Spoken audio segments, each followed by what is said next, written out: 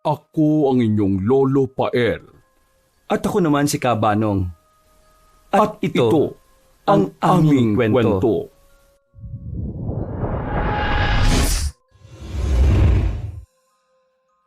Habang pansamantalang nagpapahinga sa public parking area, lumabas muna ng sasakyan si Alexis dahil tumawag ang kanyang pinsang si Eddie. Uy, Insan! Kumusta? Ano na? Ayos na ayos, Insan. Ito nga't napatawag ako dahil doon sa sinabi mo. Ay, oo nga pala. Anong balita sa request ko sa iyo, Insan? Gusto ko lang tanongin kung sigurado ka nang lumipat sa pagmamanihuan mo. Isiguro mo muna ha. Baka matulad na naman yan sa huling nangyari. Ano ba? Buo na ba talaga desisyon mo, ha? Oo, Insan. Buong-buo na desisyon ko. Mas buo pa sa pamintang buo. Mabuti kung ganon. Kasi, i-endorso na kita sa kakilala ng amo ko. Narinig ko kasing nangangailangan nyo ng bagong driver Basta, tatawagan kita kapag all goods na, ha?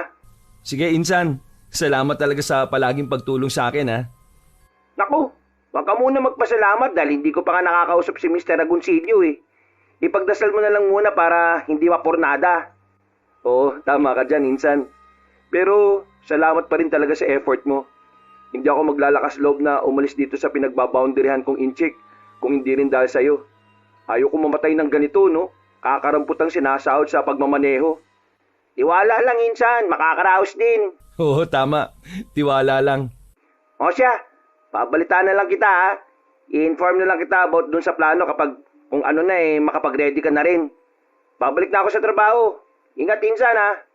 Ikaw din, Insan. I love you, bro. Pagkababa ng telepono ay tila nakahinga na maluwag si Alexis.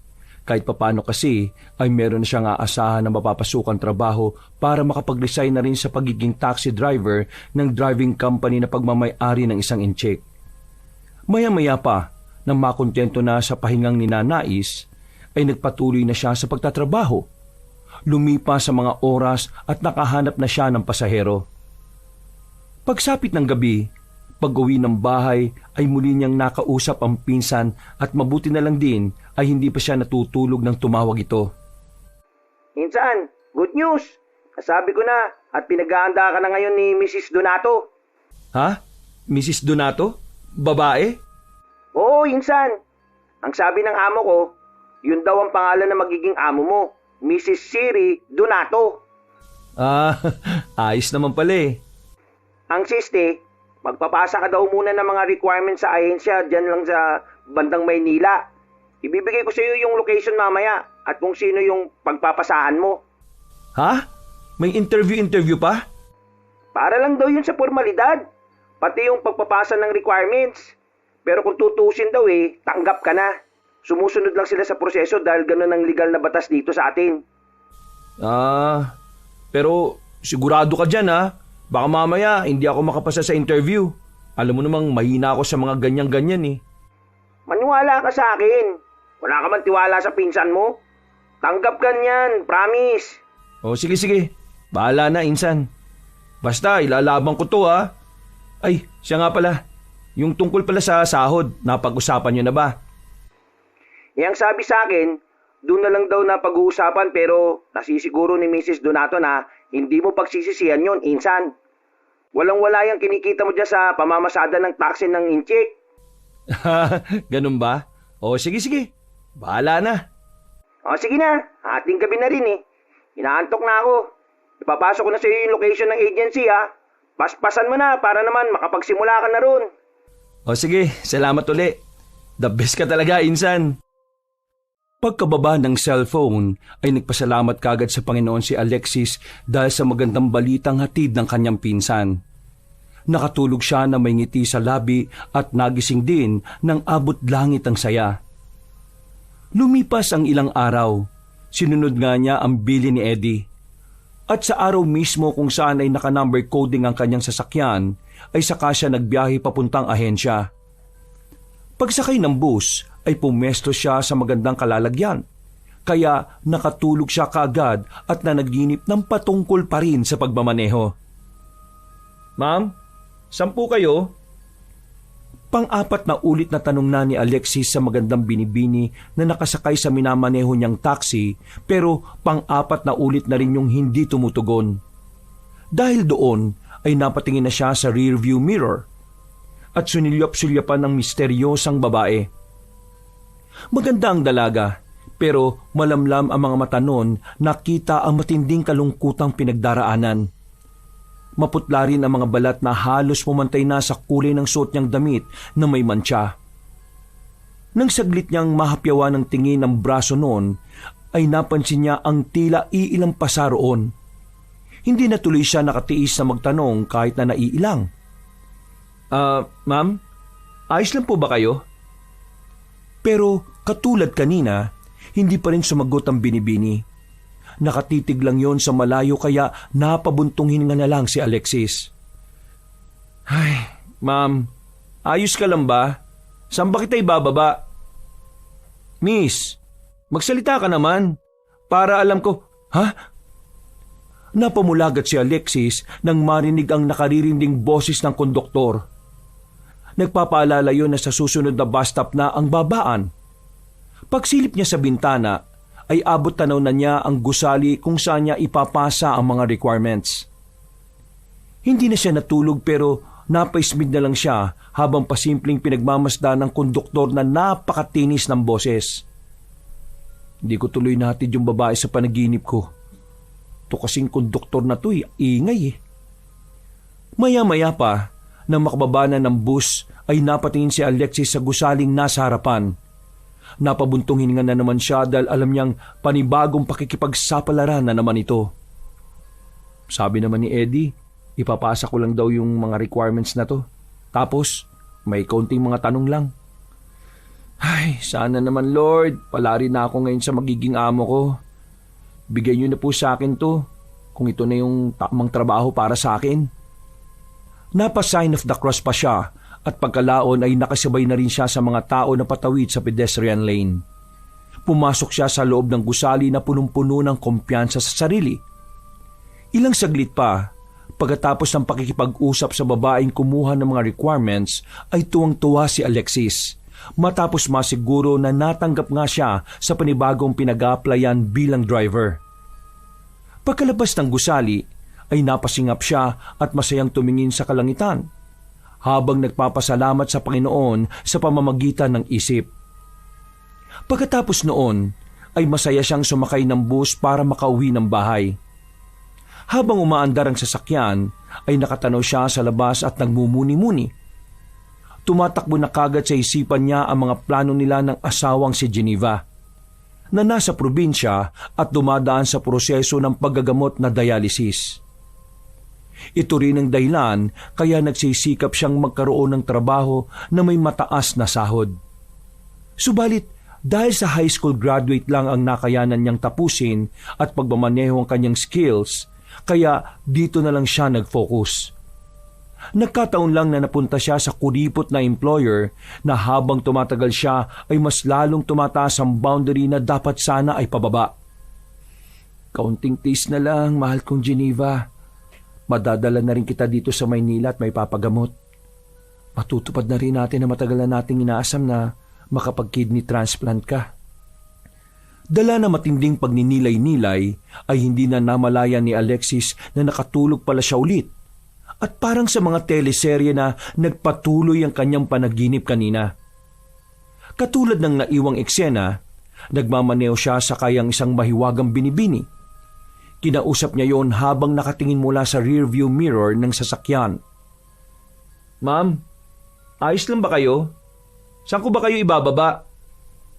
Matapos niya yung tanungin, ay marahang bumaling ang mata ng dalaga sa salamin kaya saglit na nagtama ang mga mata nila.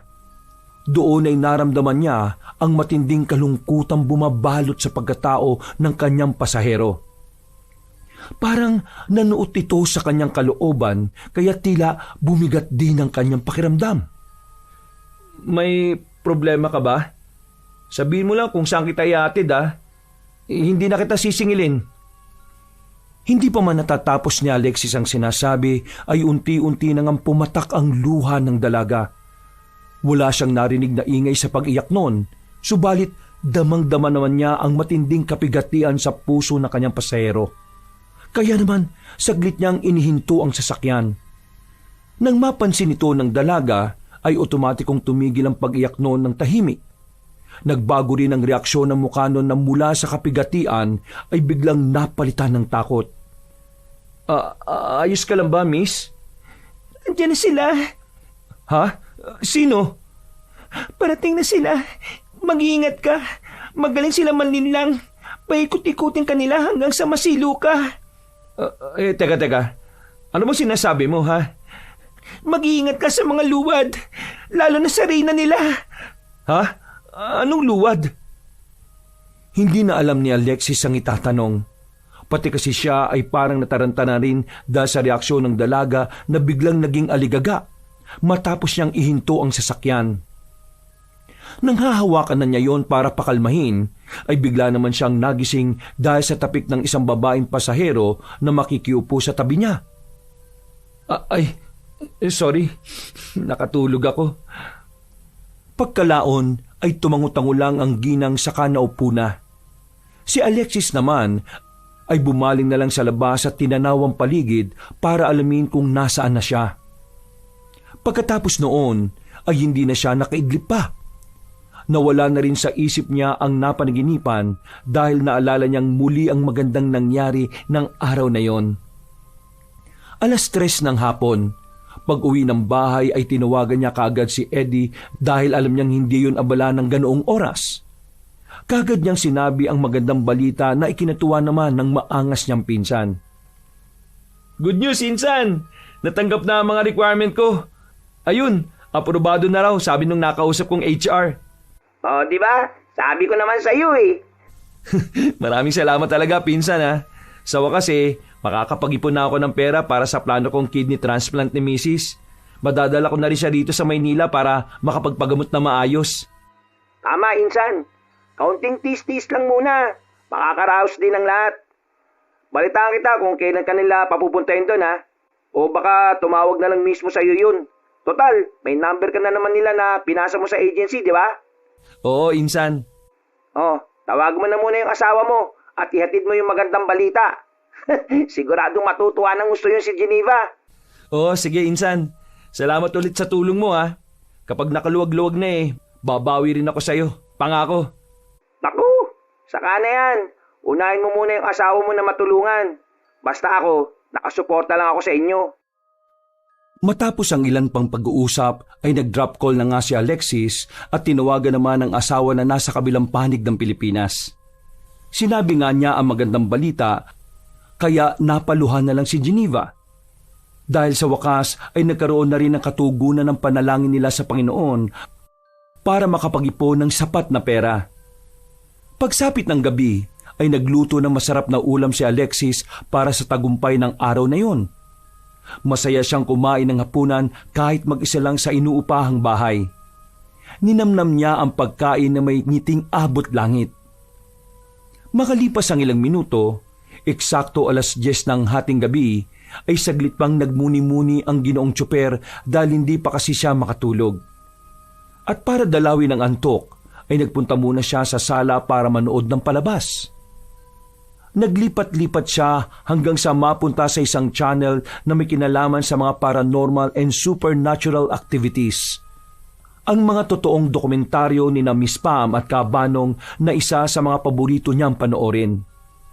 Doon nga ay nakita niyang nabanggit ang tungkol sa luwad kaya bigla na lang tuloy pumasok sa isip niya ang napanaginipan kanina sa bus. Ha? Ano ba yung luwad na yan? Natigilan na siya sa pagsasalita dahil biglang nag-brown out. Napakamot na lang siya sa ulo at saka tinanggal sa saksakan ng TV. Pagkatapos noon, ay doon na lang din siya mismo nahiga sa sala at pinilit na lang ang sarili na makatulog. Hanggang sa ilang minuto pa nga ang lumipas ay tuluyan na ngang inanod ng antok ang diwa niya. Napadilat lang siya matapos maramdaman ang haplos at yakap ng kanyang asawa. Kasunod ng pagbulong sa kanyang tenga. Sa kwarto ka na matulog dahil mas malamig doon. Nagtataka niyang pinagmasdan ng inakalang asawang si Geneva na biglang bumangon at nagdire-diretso lang papunta sa kusina. Mahal? Saan ka pupunta? Hindi yun umimik pero narinig na lang ni Alexis na sumara ang pinto sa banyo kaya nagkaroon siya ng ideya na iihilang pala ang asawa. Matapos noon ay tumayo kagad siya at nagtungo sa kwarto at saka naiga sa kama kaya lang napabalikwas siya ng bangon at halos mahulog sa kama dahil sa sobrang pagkabigla. Sa kanya lang kasi napagtanto na siya nga lang palang mag-isa sa bahay. Anak ng tinapay naman oh! Dali-dali siyang bumangon at nagtungo sa kusina hanggang mabaling ang atensyon niya sa nakasarang pinto ng banyo. Biglang kumabog ang kanyang dibdib nang maalala ang maigpit na pagyakap ng kung sino mang nilalang na yon. Doon niya lang din naisip na kaya pala tila ang lamig ng katawan ng nasabing babae. Nang mapagtanto ang mga pangyayari ay otomatikong nagtaasa ng kanyang mga balahibo. Mabilis na gumapang ang kilabot sa buo niyang katawan kaya napayakap siya ng pasimple sa sarili. Walang iya. Sino yung yumakap at bumulong sa akin? Sino yung tao ngayon sa banyo? Napatingin ulit siya sa nakasarang pinto ng palikuran at pinakiramdaman kung may tao nga sa loob nito. May tao ba dyan? Eksaktong pagkatapos niyang sabihin yon ay dahan-dahan bumukas ang pinto ng banyo na lumalangit-ngit pa. Wala naman siyang nakitang kahit sinong tao sa loob, kaya mas lalo siyang nangilabot. Kinakabahan man sa mga nangyayari, ay tila sanay na rin sa ganoon si Alexis. Maraming pagkakataon kasi na nangyari na ang mga ganitong bagay sa kanya dahil noon pa man ay talagang lapitin na siya sa mga hindi pangkaraniwang nilalang. Aktibo kasi ang kanyang sixth sense o tinatawag ng iba na third eye. Bata pa lang talaga ay nabuksan na ang kanyang third eye. Ayon kay Lolo Cosme na siyang nagpalaki sa kanya, ay nangyari ang lahat matapos nilang masangkot sa isang aksidente nung siya ay 7 taong gulang pa lang. Nang halos 2 linggo siyang nasa ospital noon, ay inakala ni Alexis na buhay pa ang mga magulang niya dahil palagi niyang nakikita ang mga yon sa silid. Hanggang sa sabihin na nga lang ng kanyang lolo na patay na sina Nanay Abby at Tatay Tonyo niya. Magmula noon, ay madalas nang nakakakita si Alexis at nakakaramdam ng mga hindi pangkaraniwan. Noong binata pa lang siya, ay meron siyang mga nakilala na may kakayahan din tulad niya. Pinayuhan siya ng mga yon na umaktong normal lang kung sakaling meron man siyang mapansin o makitang mga nilalang na hindi pangkaraniwan o ng mga espiritu. Kung minsan daw kasi, ay may mga mangungulit at mananakot kapag nalaman nilang nakikita mo sila. Sinunod naman niya ang mga payo na yon hanggang sa mag-asawa na siya. Kaya lang kung minsan din talaga ay hindi maiwasang mabigla o matakot at umaktong normal dahil may mga pagkakataong nakakasindak ang mga hindi pangkaraniwang nilalang at espiritong nakikita at nakakasalamuhan niya. May mga pagkakataon din naman na halos hindi niya mawari kung normal na tao pa nga ba o hindi. Ang isang nakikita niyang kaluluwa dahil parang umaakto lang ang mga ito na katulad sa ginagawa ng mga normal na tao. Bukod sa mga hindi pangkaraniwan yon, hindi pa nakakaengkwentro si Alexis ng mga aswang, mangkukulam at mambabarang. Isa pa naman yon sa mga gusto niyang maranasan pero tila hindi inaadya ng panahon. Kaya nagtsatsaga siya sa mga panonood na lang ng mga dokumentaryong may kinalaman doon, katulad na nga lang ng channel ni Miss Pam at Kabanong. Eto na naman tayo eh. Nagsimula na namang mangulit ang mga nangungulit. Patulugin niyo naman muna ako, please oh. Napabuntong hininga na lang si Alexis dahil sa mga pangyayaring yon. Pagkatapos umiling-iling ay isinara na niya ang pinto ng banyo at bumalik sa kanyang silid saka nahiga ulit at natulog. Nanalangin din muna siya sa isipan para magpasalamat sa Panginoon dahil sa mga nangyari nung araw na yon. Lord, iwasan naman po sana ako ng mga multo-multo na nagpapakita sa akin. hindi ko pa rin kasi makuwang masanay sa ganitong bagay eh. Kung pwede nga lang sana, Lord, alisin na lang sa akin to para naman maging normal ang mga bagay-bagay para sa akin. Gusto ko lang pong maging maligaya ang pamilya ko at alam kong ikaw ang gagabay sa amin sa tamang landas para sa magandang kinabukasan namin. Marami at marami pang pasasalamat na darating, Lord. Let your will be done in Jesus' name. Amen. Saka siya nag-sign of the cross at natulog ng mahimbing hanggang sa dalawin na naman siya ng kakaibang panaginip. Sakay na magarang sasakyan ay nagbabiyahe siya sa napakatahimik na daan na may magkabilang mahabang taniman. Pagtingin niya sa rearview mirror ay nakita na nga niya ang mahiwagang dalagang pasahero. Ha? Siya na naman? Tahimik lang na nakatanaw ang babae sa magandang tanawin. Hanggang sa bigla na lang umitim ang kalangitan. Sa isang iglap ay binalot ng dilim ang paligid. Kaya ang kaninang magandang tanawin ay hindi na nila nakita pa. Nagtuloy-tuloy sa pagmamaneho ang tsoper. Hanggang sa marinig niya ang pagkagulgol ng babaeng pasahero sa likuran. Miss, ayos ka lang ba? Hindi sumagot ang babae. Patuloy lang to sa pag-iyak kaya inihinto na niya ang sasakyan. Doon nga ay tumigil na sa pagluha ang babae pero napalitan na naman ng takot ang mukha nun. May problema ka bang pinagdaraanan? May tutulong ba ako? Sabi mo sa akin para alam ko ang gagawin ko. Nandiyan na sila! Tumuro lang sa harapan ng takot na babae at ang mapabaling doon si Alexis ay wala naman siyang nakitang tao roon. Muli niyang binalingan ng pasahero pero nanatili pa rin ang takot sa mukha nun kaya nag-alala pa rin siya. Ilang saglit pa nga ay umiyak na naman yun. Pero kita pa rin sa hilatya ng mukha ang matinding pagkatakot sa kung anumang nilalang na hindi naman nila nakikita. Ano bang kinakatakot mo, miss? Nandiyan na sila. Nandiyan na ang mga luwad. Tulungan mo ako. Iligtas mo ako laban sa kanila. Parang awa mo na. Luwad? Ano ba yung luwad na sinasabi mo, miss? Ipaliwanag mo naman ng mabuti o para malinawan ako. Ha? Hindi na natapos ng tsoper ang sinasabi dahil nakarinig na sila ng nakakakilabot na ungol mula sa hindi kalayuan. Pagkatapos nun, ay mas lalong nanginig sa takot ang babaeng pasahero. Mas dumilim din ang paligid hanggang sa naramdaman na nga nila ang matinding pag-uga ng sasakyan na parabang may gumagawa nito. Nagulat na lang si Alexis na makita sa labas ng kotse na tila umuulan ng putik. Nagtalsika ng iba sa sasakyan kaya mas lalo lang natakot ang walang tigil sa pag-iyak na babae. Tulungan mo ko! Tulungan mo ko! Nandiyan na sila! Pagharap ulit ni Alexis sa nasabing pasahero, ay ganoon na lang ang gulat niya dahil biglang nag-iba ang mukha nun.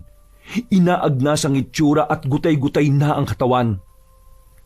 Sa takot ay napatras siya at aksidenteng napindot ang busina ng sasakyan na umaalingaw-ngaw sa buong paligid. Mas lumakas ang pag-uga ng sasakyan hanggang sa mahulog na nga ang lalaki sa kama dahilan para siya magising sa katotohanan. Napapahawak sa balakang si Alexis pagbangon. Nawala tuloy bigla sa isip niya ang napanaginipan dahil sa sakit ng katawan. Aray ko, ba't ba ako nahulog sa kama? Aray, sakit! Nag-almusal na lang muna siya kaagad at tinawagan ng pamilya na nasa probinsya. Maya-maya lang din ay tumawag na nga ulit si Eddie para kumpirmahin ang lahat-lahat. Nakausap na rin ni Alexis sa telepono ang magiging amo at tinalakay nga nila kung kailan siya magpupunta sa bahay nito. Pati na rin ang tungkol sa sahod ay pinag-usapan nila at medyo nalula siya dahil malaki ang sahod niya sa loob ng 1 buwan. Sa totoo lang ay hindi talaga siya masyadong nag-expect pagdating sa sahod. Kaya hanggang sa matapos na lang ang usapan nila ay hindi pa rin siya makapaniwala. Dahil doon, pagsapit ng hapon ay nagtungo kagad siya sa simbahan para magpasalamat sa Diyos. Dahil sa malaking sahod ay siguradong makakaipon na siya para makapag-kidney transplant ang asawa. Lumipas ang ilang araw ay naging maayos ang resulta ng lahat para kay Alexis. Nagpatuloy ang pagpapala ng Diyos sa kanya. At hindi lang yon, dahil mas dumalas din kasi ang tungkol sa maywagang babaeng pasahero sa kanyang panaginip. Halos gabi-gabi niya yung napapanaginipan, pero hanggang ngayon ay hindi pa rin niya makuha kung ano ang ibig sabihin ng panaginip na yon.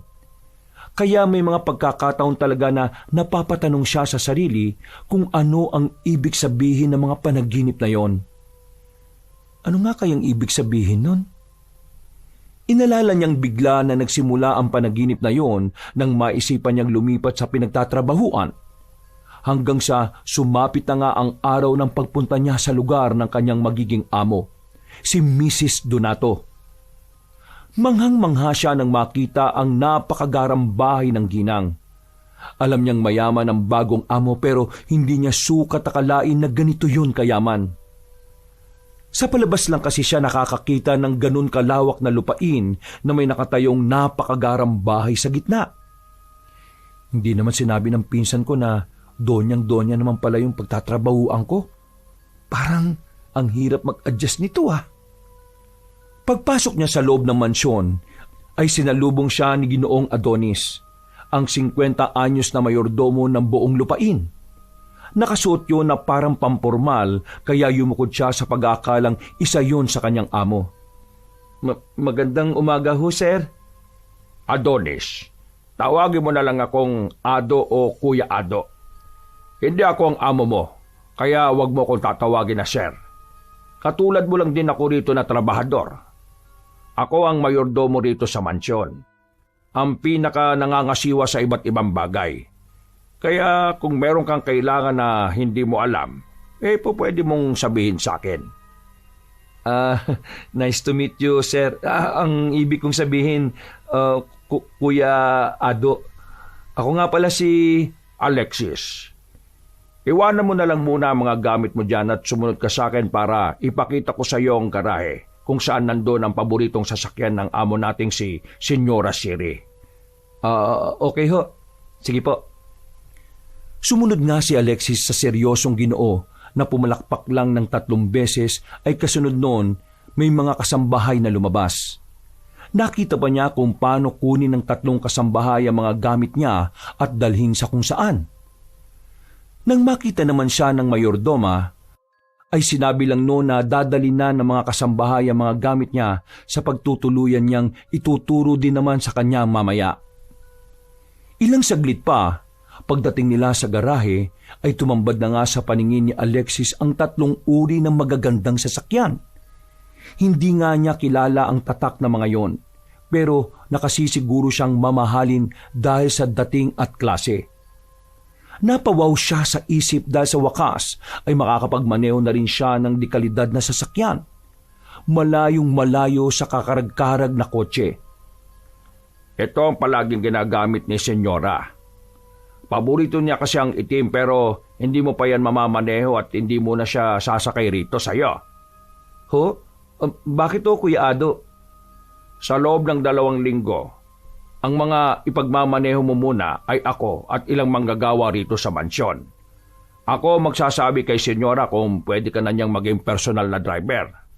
Huwag ka maglala, dahil sumasahod ka pa rin naman nun. At siguro naman nakapag-usap na kayo tungkol sa sahod mo, hindi ba? Oo.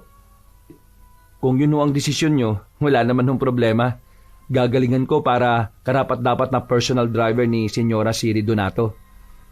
Salamat at nakakaintindihan tayo. Maraming salamat din sa pagtanggap niyo sa akin. Pagkatapos nilang mag-usap patungkol doon, ay sinama na nga siya ng mayordomo papunta sa silid ng mga kasambahay na katulad niya. Nagkwentuhan din sila ng ilang mga bagay pero hindi niya masyadong naintindihan ang ibang mga sinasabi ni Ginoong Adonis. Nakatuon kasi siya sa kagandahan ng lugar. Kahit nasa labas sila, hindi niya maiwasang mamangha. Lalo na nang malaman niyang hanggang sa kabundukang nasa dulo ng lugar na yon ay sako pa pala ng lupain ng mga Donato. May nakita na nga siyang mga kabahayan sa paanan nun, kaya nagtaka rin siya. Ang sabi lang sa kanya ng mayordomo ang nakatira sa maliit na baryong yon ay nasasakupan pa rin ng mga Donato. At ang lahat ng nandun ay manggagawa sa malawak na rancho na nasa kabilang parte naman ng bundok. Nang malapit na sila sa gusali ng mga kasambahay, ay napansin niya ang isang malawak na tila putikan sa di kalayuan. Napakunot siya ng noo habang pinagmamasdan ng mga yon. Medyo ito kasi ang nagpapapangit sa dakong yon ng lupain. Bakit to maputik sa banda ron? Dati bang may lawa ron, Kuya Ado? Walang lawa dyan. Ganyan talaga ang parte na yan ng lupaing ito. Hindi yan pinanatiling tuyo ng senyora. Bakit naman ho? Kung gusto mong malaman, ang senyora na lang mismo ang tanungin mo tungkol dyan. Ho? Sige ho. Pero ang payo ko lang sa'yo, kung gusto mong magtagal dito sa mansyon, huwag ka masyadong maging mausisa. Sige po. Tatandaan ko po yan, Kuya Ado. Nagpatuloy na nga sila hanggang sa marating ang silid na kanyang tutuluyan. Kahit doon ay nagulat siya dahil mas malawak pa sa inuupahan niyang bahay ang naging silid niya. Mas maganda pa nga kung tutuusin. May sariling sala at banyo kaya tuwang-tuwa talaga siya. Hindi tuloy masukat ang tuwa sa kanyang dibdib, lalo na nang sabihin ni Ginoong Adonis na magpahinga na muna sa araw na yon. Bukas pa siya magsisimula sa pagtatrabaho upang may pagmaneho ang mga kasambahay ng mansyon. Nang mag-isa na lang sa kanyang silid, ay kagad niyang tinawagan ng pinsan at ipinamalita ang tungkol sa maganda niyang kalagayan. Insan! Grabe! Ang lupit ng amo ko! Yung tinutuluyan ko dito, mas malaki pa sa inuupahan kong bahay sa Maynila. Salamat talaga ng marami sa'yo, Insan. Wow! Natutuwa ako marinig yan. Ang sahod, ayos naman ba ha? Grabe! Ayos na ayos, Insan. Walang-wala yung napepera ko ron kay Inchik. Grabe! Babawi talaga ako sa iyo, promise yan. Eto naman, saka ka na bumawi sa akin, no? Unahin mo nga munang makapag-ipon para may pan-transplant na si Geneva. Ay, oo naman, no? Sinisiguro kong makakapagpa-opera na ang asawa ko, Insan. Salamat talaga. At ako ang inirekomenda mo. Nakakatuwang marinig yan at nakakataba ng puso dahil nakatulong ako sa'yo. Pero Insan, mamaya na tayo mag-usap ha. Medyo busy dito eh. Tatawag ako mamayang gabi sa'yo. At balita mo ako kung gaano kaganda dyan. Ay, sige. Sensya na. Thank you talaga. Ingat. At I love you, Insan. Pagka-drop call ay kagad niya ring tinawagan ng asawa na nasa probinsya para ipaalam ang maganda niyang kalagayan. Halos magkaiyakan nga sila ni Geneva dahil sa magandang pagpapala ng Diyos sa kanila. Matagal na kasi talagang ninanais ng babae na magpa-kidney transplant dahil sa hirap ng pagdadialysis. Bukod sa hirap na dinaranas niya, ay napakagastos din na hindi sapat ang kinikita ni Alexis. Mabuti na nga lang talaga ay may mga kaanak silang matulungin katulad ni Eddie. At sa mga LGU na rin na nagkakaloob ng libreng tulong para sa mga pasyente na may chronic kidney disease. Nang makapagpaalam na sa asawa ay niligpit muna ni Alexis sa mga gamit at inilagay niya sa cabinet. Pagkatapos ay sumilip siya sa bintana kung saan naabot ng tingin niya ang malawak na putikan mula sa hindi kalayuan. May nakita siya roon na ilang tao na tila nagtatampisaw pero hindi na niya masyadong pinagtuunan ng pansin. Hinawi niya ulit pasara ang kurtina bago naiga sa malambot na kama hanggang sa makaidlip nga siya. Naalimpungatan siya matapos maramdaman ang malamig na haplos ng kamay sa kanyang muka. Napabangon siya at inaantok na nagkuskus ng mga mata habang naglilibot ng tingin. Inakala niya kasing merong tao at gumising sa kanya. Nang mapagtanto na nilak naman niya ang pinto, ay bumalik siya sa pagkahiga. Subalit pagtingin sa kisame ay ganun na lang ang gulat niya dahil meron dong inaagnas na babaeng nakatihaya at nakatingin sa kanya. Tulungan mo ko. Kinuha nila ako. Tulungan mo ko. Nandiyan na sila. Nandiyan na ang mga luwad. Habang sinasabi yun ng misteryosang babae, ay naglalagpakan naman ang pira-pirasong putik hanggang sa tuluyan nang ang bumuhos kay Alexis. Kaya napabangon siya bigla. Pagtayo ay bigla na lang tila bumalik sa normal ang lahat. Napailamos na lang tuloy ng mukha si Alexis saka humarap sa salamin.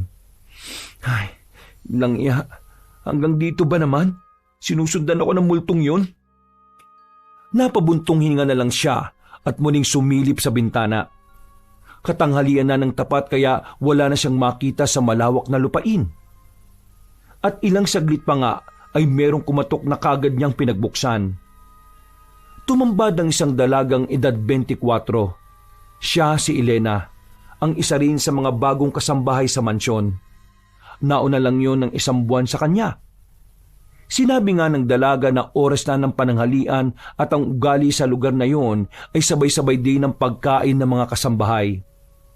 Bilang pagrespeto, ay sumunod na siya sa dining room ng mga kasambahay at nakisalo na sa hapagkainan.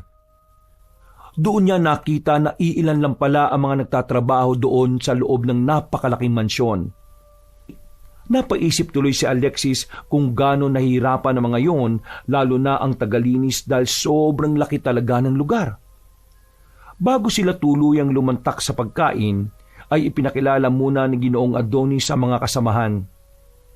Naging masaya naman ang pagtanggap ng iilan, kaya naging magaan kagad ang loob niya sa mga bagong katrabaho. Natuwa talaga siya sa pakikitungo ng mga yon, kaya nasabi niya sa sarili na magtatagal siya sa lugar na yon at pag-iigihan niya talaga ang pagtatrabaho. At lumipas na nga ang mga oras, araw at linggo. Natuon na nga ang atensyon ni Alexis sa pagtatrabaho. Pinagmamaneho niya si Ginoong Adonis at ang iba pang kasambahay kapag pumupunta ng bayan para mamili.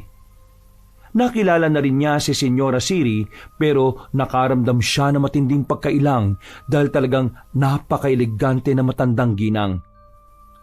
Hindi talaga sukat akalain na nasa 70 years old na ito. Dahil napakakinis ng balat nito na tila kumikinang-kinang pa nga sa pagkamorena. Makailang beses niya ring napapansin ng amo na palaging napunta sa malawak na putikan at agad na nagbababad doon. Kaya naisip niya na may kinalaman ng lupa kung bakit maganda ang kutis niya. Gawa nga ng palagi niyang pinagmamaneho ang mga kasambahay, ang ilan sa mga yon ay nakapalagayan na talaga niya ng loob, lalo na si Elena. Madalas silang nagkukwentuhan at natatalakay nga nila ang tila hiwagang bumabalot sa malawak na putikan. Nahihiya naman kasing magtanong-tanong pa si Alexis dahil nga minsan na siyang napayuhan ng mayordomo patungkol sa pagiging mausisa. Makalipas pa ang ilang araw, dahil sa pagiging disiplinadong tsuper at maasahan sa trabaho, ay maraming biyaya ang dumating sa kanya. Nagustuhan ng mga kasambahay kung gaano siya kaingat magmaneho, kaya nirekomenda na nga kagad siya ni Ginoong Adonis na maging personal na driver ni Senyora Siri. Tuwang-tuwa siya dahil sa balitang yon. Kaya naman kagad niyang tinawagan ng asawa. Mahal, good news. Personal driver na ako ni Mrs. Donato. Siguradong mas marami pang blessing na darating nito sa akin. Ay naku, salamat talaga sa Diyos. Oh, mag-iingat ka dyan palagi ha. Magpagaling ka at magpalakas.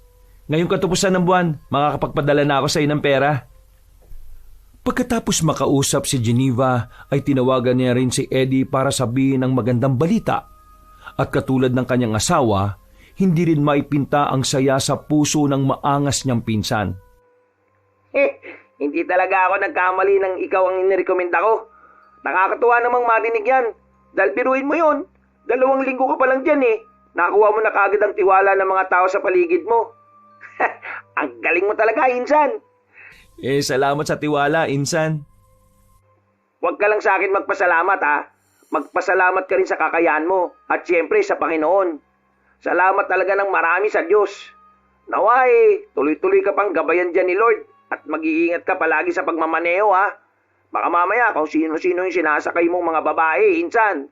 Maganda pa naman yung coaching dinadrive mo dyan. Nako, Insan. Kung dyan nga sa Maynila Hindi ako nakakapambabae kahit ang dami-daming tao. Dito pa kaya na ang layo-layo ng mga bahay. At saka, mahal na mahal ko ang asawa ko, no? Para gumawa ng kalokohan. Yan, tama yan. At saka, hindi rin naman ako nakakalis dito sa mansyon hanggang di nalabas ang amo ko. Kaya malabong-malabo talaga yung sinasabi mo. Matapos na maiksi nilang pag-uusap, ay dumiretso na sa higaan si Eddie. Saglit lang siyang nanalangin at saka natulog na mahimbing hanggang sa muli na naman siyang managinip. Patungkol sa mahiwagang babae na hanggang ngayon ay hindi pa rin niya makilala. Nakasakay siya sa magarang kotse ng among si Mrs. Donato at naghihintay sa harapan ng mansyon. Hinihimas pa niya ang bawat bahagi ng sasakyan dahil sa ganda nito. Tila manghang-mangha pa rin siya sapagkat ngayon lang makakapagmaneho ng mga bigating sasakyan. Iba talaga mayayaman. Kahit anong klase ng sasakyan mabibili nila. Napatingin siya sa rearview mirror ng sasakyan dahilan para masilayan niya ang mahiwagang babae. Tila nagulat pa nga siya at kaagad napalingon sa likuran. Tumambad sa kanyang paningin ang magandang dalagang may malamlam na mga mata. Kitang-kita sa mga mata nun ang matinding kalungkutan. Maputla ang mga balat na kapantay ng kulay ng suot nitong damit na may mapupulang mantsa. Katulad din ng dati, ay kapansin-pansin ng mga pasa sa braso at hita nito. Ikaw? Paano ka nakapasok dito sa sasakyan? Eksaktong pagkasabi niyang yun, ay sa isang kisap matay napunta silang bigla sa mahabang kalye na napapaligiran ng malawak na bukirin. Labis na nagtaka ang lalaki sa mga nangyayari. Maya-maya pa ay lumingon siya sa kung saan tumuro ang misteryosang babae. Doon niya lang napansin ang baryo na napakaputik ng daan. Dinaanan lang nila ang nasabing lugar at kapansin-pansin nga ang mga taong naroon na parang aliw na aliw sa paglublob sa putikan. Nang muling lingunin ng tsuper ang babae mula sa rearview mirror, ay nagulat siya dahil takot na naman yun. Ano bang ikinatatakot mo? Mag-ingat ka sa mga taong luwad. Tulungan mo ako makakawala sa kanila. Kasunod noon ay nagulat na lang ulit si Alexis dahil pumapatak na ang luha ng misteryosang babae. Halata pa rin sa imahe ng mukha noon ang matinding pangamba. Tulungan mo akong pakalaya sa mga luwad. Parang awa mo na. Ano ba yung luwad na sinasabi mo? Wala akong maintindihan kung anong ibig sabihin nun Linawin mo nga sa akin. Pwede ba? Nang makalampas sila sa baryong maputik, ay tumahan na sa pag-iyak ang misteryosang babae. Pero mas lalong naging seryoso ang mukha nun. Nagulat na lang din si Alexis dahil napunta na sila sa malawak na putikang nasa parting bakuran ng lupain ng kanyang amo. Ha? Paano tayo napunta rito? Wasakin mo ang tahanan ng mga luwad at palayaan mo ako sa kanila. Parang awa mo na. Tulungan mo ako makalaya sa mga luwad. Kahit hindi ko naintindihan ang mga nangyayari, sisikapin kong tulungan ka. Pero teka, ano bang pangalan mo? Estela. Estela? Paano ba kita matutulungan? Paano kita mapapalaya sa mga luwad? Wala akong ideya patungkol sa kanila At saan kita hahanapin, ha? Hindi naman sumagot ang dalaga. Nagpatuloy lang itong nakatingin sa labas, kung saan naroon ng malawak na putikan. Napabuntong hininga na lang tuloy si Alexis at nagmaneho na palayo sa lugar na yon dahil narinig niya ang pagtawag ni Senyora Siri. Nang marinig naman ni Estela ang boses ng ginang, ay muli yung nahintatakutan.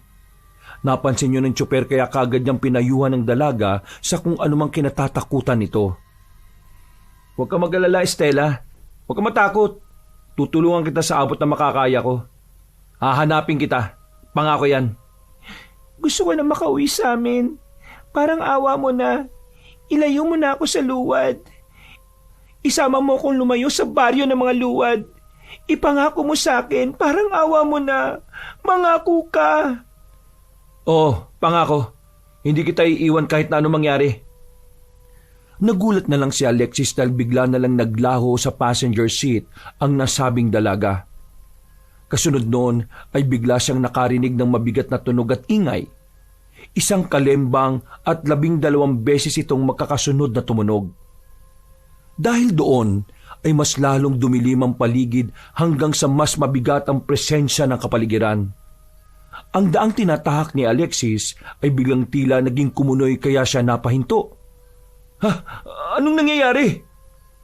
Pagtingin niya sa rearview mirror ay doon niya nasaksihan ang nakakatakot na nilalang na tila naliligo sa putik. Namumula mga mata noon at ang magbuka ng bibig ay kitang-kita niya ang matatalim at mahahabang mga ngipin. Ang dila nito'y parang ahas na lumaluwit din, kaya nahintakutan na siya ng gusto. Alam niyang hindi na yun si Stella, kundi isa ng halimaw kaya dali-dali niyang binuksan ang pinto ng sasakyan para lumabas. Subalit, pinigil naman siya ng nasabing halimaw. At saan mo binabalak pumunta bago kong halipin, ha? Bitiwan mo ko! Bitiwan mo ko! Bakit ko gagawin yon? Bakit mo ko inuutusan? Ikaw ang utusan at hindi ako! Ikaw ang susunod sa mga sinasabi ko! Lapastang ang halipin! Tulong! Tulungan niyo ako! Bitiwan mo akong halimaw ka! Halimaw! Itong tinatawag mong halimaw, hindi magtatagal ay magiging isa ka na rin. At ang mga hindi susunod sa lahat na kagustuhan ko ay matutulad sa labastangang babaeng yon. Habang sumisigaw, ay sinisikap na kumawala ni Alexis sa nakakatakot na nilalang na naliligo sa putik. At nang nagawa nga niya, ay kaagad siyang lumabas sa sasakyan, subalit nahulog naman siya sa kumunoy. Humalakak lang ng humalakak ang halimaw sa loob ng kotse habang siya naman ay tila nakikipagpatintero kay kamatayan para lang mabuhay. Tulong! Tulungan niyo ako! Kasunod noon ay umugong na malakas ang kalembang. Dahil doon ay napabalikwas ng bangon si Alexis at napaharap siya sa alarm clock na siyang dahilan kung bakit siya biglang nagising. Iritable niyang pinatay ang alarm clock saka muling nahiga at napatingin sa kisame. Napanaginipan ko na naman yung babae. Estela ang pangalan niya. At ano ba yung luwad na yun? Dahil sa nangyari ay hindi na nga nakatulog si Alexis. Nabagabag talaga ng gusto ang kanyang isip lalo na at nakilala na niya ang babae sa panaginip. Napapaisip pa rin siya kung ano ang ibig sabihin ng luwad at dahil abala ang mga tao sa mansyon ay humanap muna siya ng tiyempo para may makausap patungkol dito. Pasado 7:00 ng umaga ay kagad nag-asikaso ang tsoper dahil susunduin niya si Senyora Siri sa baryo Malupa. Hinatid niya roon ang matandang babae nung isang gabi dahil meron daw yung importanteng taong kakausapin patungkol sa negosyo. Mag-i-stay din nga sana siya roon pero mabuti na lang at pinabalik siya ng amo sa mansyon sa hindi niya rin malamang dahilan. Habang nasa biyahe ay wala pa rin sa wisyo si Alexis dahil sa napanaginipan. Alam niya kasi sa sarili na hindi lang yung basta isang panaginip. Nararamdaman niya na dapat meron siyang gawin kaya lang ay hindi niya naman alam kung ano o alin at kung paano ito sisimulan. Panginoon, bigyan niyo po sana ako ng sign kung anong ibig sabihin ng mga panaginip kong yon. Bago ko magtrabaho rito sa mansyon ni Mrs. Donato, palagi ko nang napapanaginipan si Estela. May kinalaman ba siya sa lugar na to o kung ano man? Kailangan ko ng tulong o sinyalis, Panginoon. Sa kalahating oras niyang pagmamaneho ay walang ibang naging laman ng isip niya kundi ang tungkol kay Estela. Dahil din tuloy doon ay hindi na niya napansin ang magagandang tanawin sa magkabilang palibot na tinatahak niyang daan. Nang marating niya ang baryo Malupa ay namangha siya dahil talaga namang napakaganda ng lugar. Para siyang napunta sa makalumang panahon dahil sa uri ng mga bahay na naroon. Hindi niya kasi yun na-appreciate nung isang gabi dahil madilim nang ihatid niya si Senyora Siri. Dahil doon ay saglit na nawaglit sa isip niya ang tungkol kay Estela at sa kakaibang panaginip. Pagkapark ng sasakyan ay napansin niya mula sa hindi kalayuan ang isang malawak na putikan na katulad ng nasa mansyon ng kanyang amo. Napakunot siya ng noo na halata ang pagtataka hanggang sa makita niya ang isang batang lalaki na nasa edad 10 taon. Lumapit kasi yun sa kanya at tinapik-tapik siya kaya siya napalingon. Uy, Kuyang Tsuper, ako po si Uyong. Bakit ka nakatingin sa paliguan? Paliguan? Yung putikan ba yung tinutukoy mo, bata? Opo, paliguan yun ng mga luwad. Luwad? Alam mo ba kung ano yung luwad? Oo naman po. Hindi mo po ba alam yon? Ang laki-laki mo na, hindi mo pa rin alam yon. Siguro po, hindi ka... Natigilan na si Uyong sa pagsasalita dahil dumating ang isang maitim na ginang na nagngangalang Igme. Sinuway niya ang batang lalaki at pinapasok na sa loob ng bahay at pagkatapos ay humingi siya ng pasensya kay Alexis na tumango-tango lang. Nang mawala na sa paningin niya si Uyong, ay inanyayahan na siya ni Igme na pumasok muna sa loob ng bahay na kinaroroonan ni Senyora Siri. Habang naghihintay ay nag-agahan na muna sila. Hindi na nakatanggi pa ang tsuper dahil ito raw ang sabi ng kanyang amo. Pagdating niya sa dining area ay pinaupo na siya sa dining table para kumain. Uupo pa lang sana siya nang bigla namang maaninag ng kanyang mga mata ang isang dalaga na nakatayo sa tabi ng pinwestuhan ni Aling Igme. Nag-iba ang hugis ng mga mata niya pagkakita sa binibini. Pamilyar kasi ang itsura noon kaya napabulong siya. Saglit na napaisip si Alexis at nang unti-unti niyang maalala kung sino ang babae, ay biglang nanlaki ang kanyang mga mata. Siguradong sigurado siya na ang babaeng katabi ni Aling Igme ay ang dalaga sa kanyang panaginip. Si Estela? Si Estela nga yung babaeng yun. Ang malamlam nitong mga mata na punong-puno ng kalungkutan, ang maputla nitong balat at ang katawang puno ng pasa. Si Estela nga yung katabi ni Aling Igme. Biglang nanayo ang mga balahibo ni Alexis matapos makita si Estela. At mas lalong nangilabot ang buo niyang katawan nang magtama na ang mga mata nila. Nang makita niya ng personal ang binibini, ay doon niya mas naramdaman na kailangan nga noon ang kanyang tulong. Bumilis ang tibok ng kanyang puso dahil sa pagnanasa na matulungan ng dalaga. Subalit hindi niya alam ang gagawin sapagkat tila nagpapatong-patong pa sa utak niya ang mga revelasyong nangyayari. Anong gagawin ko ngayon? Napahawak pa siya sa ulo dahil bigla itong sumakit dala ng mga pangyayari. Naantala lamang siya matapos makarinig ng maingay na tunog at ilang saglit pa nga ay dumating na si Senyora Siri, tangan ng kanyang paboritong maliit na batingaw. Kulay ginto ito at madalas niya talagang dinadala na hindi malaman ni Alexis kung libangan lang talaga o may iba pang gamit. Matapos itong makita at marinig ay doon lang nag-sink in sa utak ng tsuper ang lahat-lahat ng tungkol sa kanyang panaginip. Ang mahiwagang babae na puno ng pasa at ang batingaw. Ang lahat ng ito ay nagalo-halo sa utak niya. Doon nga siya mas nanalig na ang lahat ng bagay ay itinadhana kaya siya napunta sa lugar na yon ay para iligtas ang nanganganib na si Estela. Gusto ni Estela na ilayo ko siya sa lugar na ito. Yun ang ibig sabihin ng mga panaginip ko. Kumukonekta siya sa panaginip ko at doon siya humihingi ng tulong. Tila nanginginig ang mga mata ni Alexis matapos maintindihan ng paulit-ulit niyang panaginip. Hindi rin kasi sukat akalain ng tsuper na ganoon naaabot ang kakayahan ng kanyang sixth sense. Hindi niya ito halos mapaniwalaan. Subalit alam na alam niya sa kanyang sarili na ito nga ang ibig sabihin ng mga panaginip na yon. Kailangan ni Estela ng tulong. Kumusta ang araw mo, Alexis? Ayos lang po, senyora. Salamat po sa paanyayang almusal. Kumain ka lang ng marami bago tayo umalis. Huwag kang mahiya. Isipin mo na nasa mansyon ka lang kumakain. Opo, senyora. Salamat po ulit. Mabuti naman kung ganon. Sige, at kumain na tayo. Tumangutango lang si Alexis habang pinipilit ng umiti sa harapan ng amo. Bigla rin kasing nagbagong tingin niya rito matapos makita ang kalagayan ni Estela. Kitang-kita niya kasi sa isang sulok ang dalaga kaya awang-awa siya habang pinipilit na ubusin ang pagkain. Napabulong lang siya habang pasimling napapa-ismid. Walang ya. Paano na naatim ng senyora ang ganito? Pati ng mga tao rito. Hindi ba nila nakikita ang itsura ng kasambahay nila?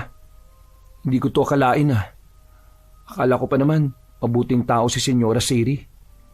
Hindi ko maatim ito. Nang muli niyang lingunin si Stella ay para siyang nanlumo. Naawa talaga siya ng gusto sa nasabing kasambahay. Pero hindi niya magawang lapitan yon dahil baka masita ng kanyang amo. Maya-maya pa, nang umalis na roon sila Aling Igme at Stella, ay pasimple lang na tumingin si Alexis sa amo habang kumakain ng mga sinandok nitong pagkain. Senyora, pwede yung magtanong? Sige, Alexis. Ano ba ang itatanong mo? Anong pangalan ng mga kasambahay dito? Hindi mo pa pala kilala si Igme. Siya lang naman ang kasambahay dito na nag-aasikaso sa akin kapag napunta sa Baryo Malupa. Alam na alam kasi ni Igme ang mga hilig kong pagkain. Yung ibang kasambahay, hindi ko nakilala. Bakit mo pala naitanong? Natitipuan mo ba siya? Hindi po. Natanong ko lang po. Salamat po sa pagsagot, senyora. Walang anuman. Tapusin mo na ang pagkain mo dahil maya-maya aalis na tayo. Tapos na rin po ako. Sigurado ka? Oo. Kung ganon hintayin mo na lang ako saglit sa garahian. Hayaan mo na yan dyan dahil si Igme naman ang magliligpit dyan. Sige po, senyora. Tumango lang si Alexis at saka uminom ng tubig. Nang makita naman siya ng kanyang amo ay tumayo na rin siya sa kinauupuan at lumabas ng bahay. Ang totoo ay hindi na lang talaga niya tinapos ang pagkain dahil alam niyang malayo ang pupuntahan nila ng kanyang amo ngayong araw. May sinasabi kasi si senyora nung isang araw na lugar na malapit lang sa dagat. May seremonya nga raw silang gagawin doon na hindi naman na tinanong ng tsuper. Makalipas ang ilang minuto, habang palis sila sa lugar na yon, ay muling napasulya pa si Alexis sa magarang bahay hanggang sa maaninag niya nga si Stella. Nakatayo mismo ang dalaga sa main entrance ng bahay habang pinagmamasdan silang palayo. Nanaig tuloy sa puso ng lalaki na mailigtas ang kaawa-awang kasambahay sa kamay na mapang-abuso nilang amo. Hindi niya sukat akalain na ganun pala ang ugali ng inaakala niyang mabuting tao. Bago lisanin ang lugar ay napabulong na lang siya sa sarili habang tinatahak ang daan palayo sa Baryo Malupa. Pangako, Stella, aalisin kita sa bahay na yan at iuwi ng ligtas pabalik sa inyo. Dahil sa abala ang diwa kaya hindi niya napansin si Uyong na kamuntikan pala nilang masagasaan. Mabuti na lang ay kagad niyang napreno ang kotse kaya walang nasaktan. Lumabas naman kagad si Aling Igme at piningot sa tenga ang batang lalaki na kumakaway-kaway lang kay Alexis na parang walang nangyari. Ayos lang ho ba kayo, senyora? Pasensya na ho sa nangyari, Ayos lang naman ako. Pagpasensyaan mo na rin niyang si Uyong. Pasaway talaga yung anak ni Igme na yon. Palaging sabik sa bagong tao. Kaya nga ho O sige na, at magmadali na tayo dahil marami akong dadaanan ngayon bago magpunta sa Baryo Dalampasigan. Okay ho. Habang tinatahak ang daan ng umagang yon, ay hindi na mapakali si Alexis magmula nang makita niya ang kalagayan ng kaawa-awang si Stella. Pagdating nila ng amo sa Baryo Mabato, ay naiwan na lang siya ulit sa garahian. Ayon kasi sa kanyang amo, ay tatawagan na lang siya kung meron yung kailangan o kung aalis na. Pinayagan din siya ng matandang babae na maggala-gala, basta hindi masyadong malayo sa lugar na kinaroroonan nila. Dahil kung sakaling merong emergency, ay madali siyang makakabalik. Hindi katulad sa Baryo Malupa. Medyo walang kakaiba sa lugar na napuntahan nila. Lumang-luma ang mga bahay at may isang malaking palengke lang sa pinakadulo. Nandun lang din halos ang lahat ng tao kaya hindi na siya nag-abala na pumunta pa. Sa paglibot sa lugar ay napansin na naman niya ang putikan katulad sa mansyon at sa Baryo Malupa. Ang kaibahan lang ay maliit lang yon kumpara sa mga nabanggit. Dahil para bang sinadya na kasi talaga na magkaroon ng ganon sa bawat baryo na napupuntahan nila. Para saan kaya talaga yung putikan na yan? Ang sabi ng batang si Uyong, paliguan daw ng mga luwad. Ano pa kasi yung luwad na yun? Yun din ang sinasabi ni Stella, na ilayo siya sa mga luwad. Napakamot na lang siya sa ulo at habang nagmumuni-muni siya, ay di pa rin maalis sa isip niya ang kalagayan ng nasabing kasambahay. Napaisip kasi siya kung paano sila nagtatagpo ni Stella sa panaginip. Ngayon niya lang napagtanto ang tungkol sa bagay na yon. May kakayahan din siguro siya katulad ko. Malakas din ang sixth sense niya.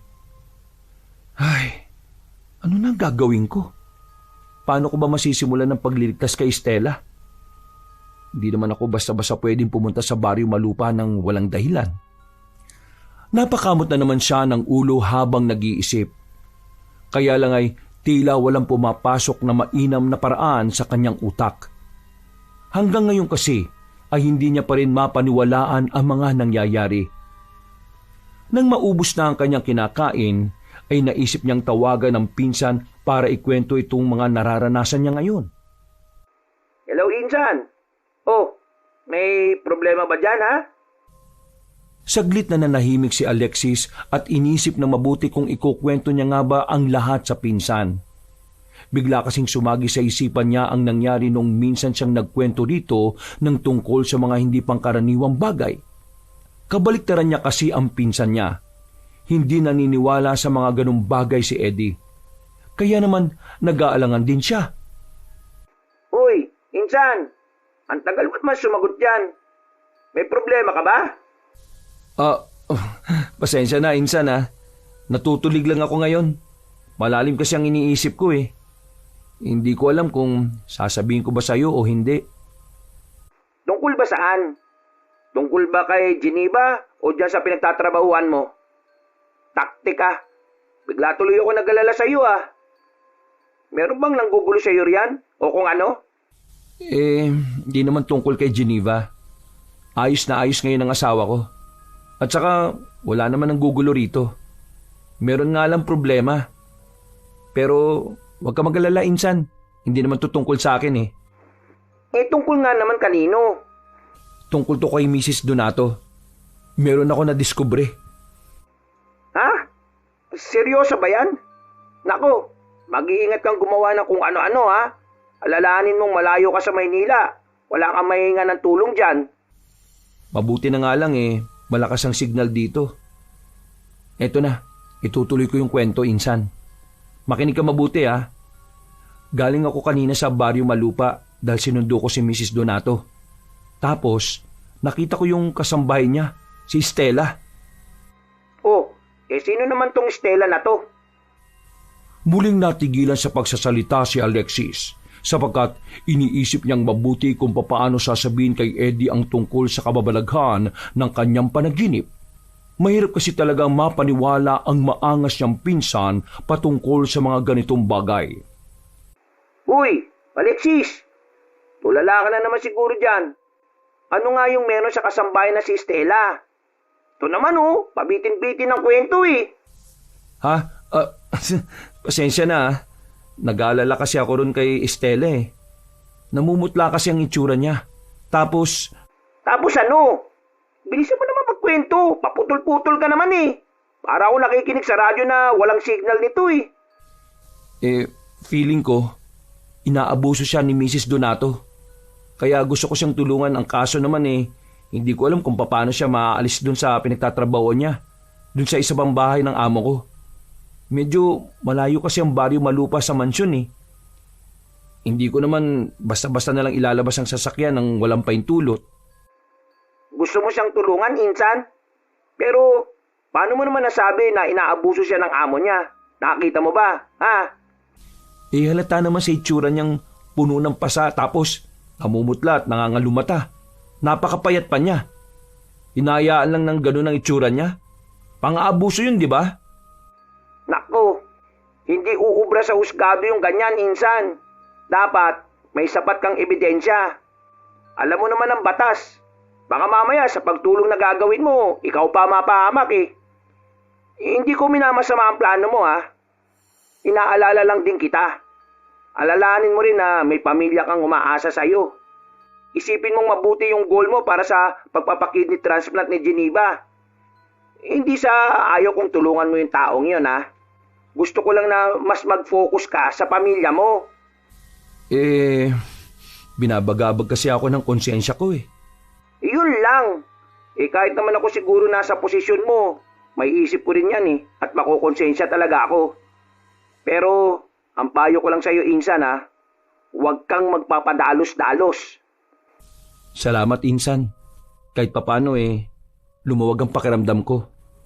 Mabuti na lang at nakausap kita ngayon kasi hindi ko na rin talaga alam ang gagawin ko eh. Mabuti at pinaalala mo na meron nga pala akong goal para kay Geneva at kailangan ko mag-focus doon. Oo naman, Insan. Ipaubaya mo na lang sa alagad ng batas ang tungkol dyan. Sigurado ko na matatapos din ang kalbaryo ng Estela na yon. Unahin mo muna ang pamilya mo, no? Hindi naman sa pagiging makasarili yun eh. Oo, naintindihan ko na. Salamat ulit ha. Ay, siya nga pala. May ideya ka ba kung ano yung luwad? Luwad? Putik yun, di ba? Oo nga no. Hoy, Insan, mamaya na tayo ulit mag-usap ha. Tinatawag na ako ng boss ko eh. O paano? Ibababa ko muna tong tawag ha. Agad na nag-drop call si Eddie at napaisip naman si Alexis patungkol sa sinabi ng kanyang pinsan na ang luwad nga pala ay isang putik.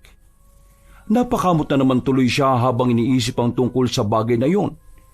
Bigla niya ring napagtagni-tagni ang mga nakita niyang putikan sa mga lugar na napuntahan nila ng kanyang amo. Sumagi rin ulit sa alaala niya ang mga sinabi ng batang si Uyong patungkol dito at sa mga luwad. Opo, paliguan yun ng mga luwad. Hindi mo ba alam yun? Ang laki-laki mo na, hindi mo pa rin alam yun? Siguro hindi ka...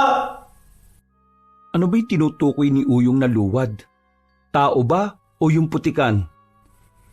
Ay, sakit na sa ulo. Ano ba itong gagawin ko? Nangako pa naman ako kay Stella na ililigtas ko siya. Paano na lang pala kapag nagtagpo kami ulit sa panaginip? Pagkasabing yun ay naglakad pabalik sa garahian kung nasaan ang sasakyan ng kanyang amo. Doon ay tahimik lang siyang naghintay at naglibang-libang sa pamamagitan ng pagtanaw sa mga dumaraan. Ilang saglit pa nga, habang inaaliw ang sarili ay bigla namang nagring ang kanyang cellphone. Rumihistro ang pangalan ni Senyora Siri kaya agaran niya itong sinagot. Alexis. Hello, Senyora? Susundin ko na ho ba kayo? Hindi. Huwag mo muna akong sunduin. Makinig ka sa sasabihin ko. Sunduin mo muna si Adonis sa mansyon dahil sasama siya sa atin sa baryo Dalampasigan. Dito ko na kayo hihintayin. Bilisan mo ha. Sige ho, Senyora. Aalis na ho ko ngayon. Sige, mag-iingat ka. Kagad nagbaba si Senyora Siri ng telepono dahilan para mapaismid naman bigla si Alexis. Hindi rin pa kasi makuha ng isipan niya na sa likod ng maamong pananalita at mukha ng kanyang amo ay nagtatago pala ang maitim na budhi at masamang pagkatao. Napailing na lang siya bago simulang buhayin ang makina ng sasakyang minamaneho. Sayang ang mukha ni Senyora. Hindi pa naman siya mukhang ganong katanda. Mukha rin siyang mabait at matulungin sa kapwa pero may tinatago pala siyang kasamaan. Hindi talaga natatakpan ng yaman at ang labas na kaanyo ng tunay na ugali ng isang tao. Umalis na siya sa lugar na yon at bumalik na nga sa mansyon. Makalipas ang kalahating oras ay nakarating na nga siya sa mansyon ng mga Donato. Naghihintay na sa Ginoong Adonis na kaagad pumasok pagkakita sa sasakyan. Alis na ba tayo, Kuya Ado? Sige. Wala nang sinayang na oras ang tsuper. Nagmaneho na kagad siya pabalik sa kinaroroonan ni Mrs. Donato. At habang tinatahak ang daan para kahit papaano'y malibang ay nagbukas na ng usapan ng nagmamaneho ng sasakyan. Kuya Ado, may tanong sana ako sa inyo. Okay lang ho ba? Wala namang problema basta kaya kong sagutin. May ideya ho ba kayo kung ano ang luwad? Pagkatingin ni Alexis sa rearview mirror ay kitang-kita niya ang pag-iba ng hilatsa ng mukha ng mayordomo. Naningkit ang mga mata niya pero hindi niya ipinahalata yun sa kausap. May problema ho ba? Wala naman. Ano nga ulit yung tanong mo? Tungkol sa luwad? Oho, may ideya ho ba kayo kung ano yon? Kanino mo naman nalaman ng tungkol sa luwad? Kay Uyong ho, yung anak ng kasambahay doon sa bahay ni Senyora sa Barrio Malupa. Siguradong naparusahan na naman ang batang yon dahil sa kadaldalan niya. Hala, bakit ho siya mapaparusahan? Ang ibig kong sabihin malamang ay pinagalitan na yun ng nanay niyang Sigme. Bakit nga ho? Ano bang meron sa luwad? Dito kasi sa probinsya na to, kilala ang mga luwad bilang isang uri ng tribo. Tribo? Laganap ang tribo ng luwad dito at karamihan sa mga baryo katulad ng Baryo Malupa, Baryo Babato at Baryo Dalampasigan. Ang mga naninirahan doon ay mga luwad. Napansin mo naman siguro yung mga putikan sa mga baryo na nabanggit. Oo nga ho Maliban na lang sa Baryo Dalampasigan. Yung pa lang kasi ang baryo na hindi ko pa nararating. Mamaya pa lang po. Malaki ang paniniwala ng mga luwad patungkol sa putikan. Nagpapanatili yon ng ganda ng kutis at malaking benepisyo rin sa kalusugan kaya sa mansyon nagpasadya si Senyora na magpalagay ng putikan. Kung ganun, luwad din ho si Senyora? Hindi lang siya basta luwad. Mataas na antas siya. Kumbaga, pinuno o reyna na may tuturing. Kaya ho pala. Ngayon ay naliwanagan na nga talaga si Alexis patungkol sa nasabing tribo kaya naintindihan na rin niya ang patungkol sa mga sinasabi ni Stella sa panaginip. Nang maalala niya ang nasabing kasambahay ay hindi rin siya nakatiis na banggitin ang tungkol dito. Kitang-kita niya kung paano sumeryoso matandang lalaki at nagsabi na wag nang pag-usapan pa ang tungkol sa bagay na yon. Nirespeto naman ni Alexis ang sinabi ng mayordomo kaya nanahimik na lang siya at nagpatuloy na lang sa pagmamaneho hanggang sa makarating sila sa Baryo Mabato kung nasaan ang senyora. Pagdating nila ay sumakay kagad si Mrs. Donato at nagbiyahe na sila papuntang Baryo Dalampasigan. Pagpasok nila sa lugar na yon ay kakaiba na kagad ang naging pakiramdam ni Alexis. Hindi niya maintindihan pero para bang bigat na bigat siya sa paligid. May kakaiba ring amoy na hindi niya mawari kung palansaba o kung ano. Umaalingasaw yon pero tila siya lang ang nakakaamoy dahil okay naman sina Senyora Siri at Ginoong Adonis. Huminto sila sa tapat ng isang magarang bahay na nasa tuktok ng burol. Hindi na siya sumama sa loob dahil masama talaga ang pakiramdam niya. Nanakit ang ulo niya kaya humanap siya ng komportabling lugar hanggang sa may makita siyang upuan sa ilalim ng mayabong na puno. Umupo siya roon habang tinatanaw ang dagat na kitang-kita sa kinaroroonan nila. Kahit papaano ay umaliwalas ang pakiramdam niya pero hindi pa rin nawawala ang bigat. Para talagang may kung anong madilim na puwersa sa lugar na yon na unti-unting lumulukob sa kanya. Ano ba tong lugar na napuntahan namin? Parang imbis na marelax ako, parang lalo lang sumama ang pakiramdam ko. Tuluyan na nga siyang nasuka sa gilid ng nasabing puno. Makailang beses at sa panglimang ulit ay nagulat siya dahil hindi na ordinaryo ang kanyang isinusuka, kundi kulay putik na ito. Ha? Putik ba to? Muli na naman siyang sumuka ng mas maraming putik hanggang sa maramdaman niya ang sarili na tila naliligo na nga sa putik. Nahintakutan siya ng husto at pagkatapos ay napabaling siya sa kanan nang marinig ang pamilyar na tono ng boses. Nakatayo roon si Stella na naliligo na rin sa putik. Stella, anong ginagawa mo rito? Sinabi ko naman sa iyo na mag-iingat ka sa mga luwad, Alexis. Hindi sila basta ordinaryong tribong mga... Hindi na natapos ng dalagang pagsasalita dahil mula sa likuran ni Alexis ay merong sumulpot na mga nilalang na tila galing sa ilalim ng putikan. Namumula mga mata ng mga yon, mas mahaba at matutulis na mga ngipin. Malasawang dila at naglalaway na bibig at mga kukong matutulis. Sumunggab kagad ang dalawang halimaw at hinila ang paa niya dahilan para siya ay matumba.